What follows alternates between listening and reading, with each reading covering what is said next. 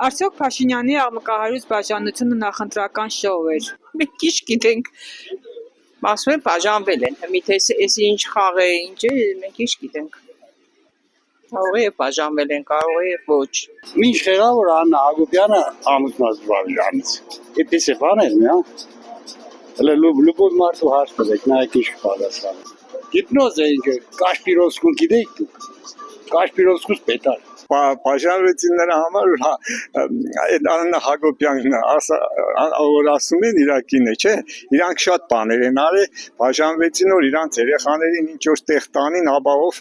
իրանք ինչ որ բանի չարժանանան, էլի չդատվեն իրանք։ Փաշինյանի անունը մի դուր հաղթիկ չէ։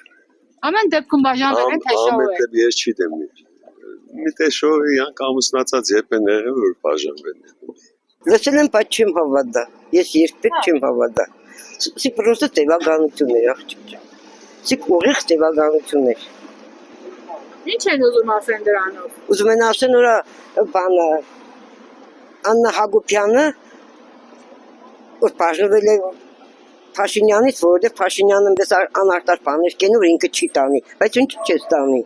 Ինչի չես տանի, լավ է կտանես այդ փողերը սաղ Փաշինյանի շնորհքով լծեց իր տագատ, աղջիկներիդ վիճակը դու տեսել ես, հեշտ մարդը չի կրնաս։ Իսկ բաժանությունը կարող է ապրուսը երկրից դուրս տանելու մի տարբերակ է։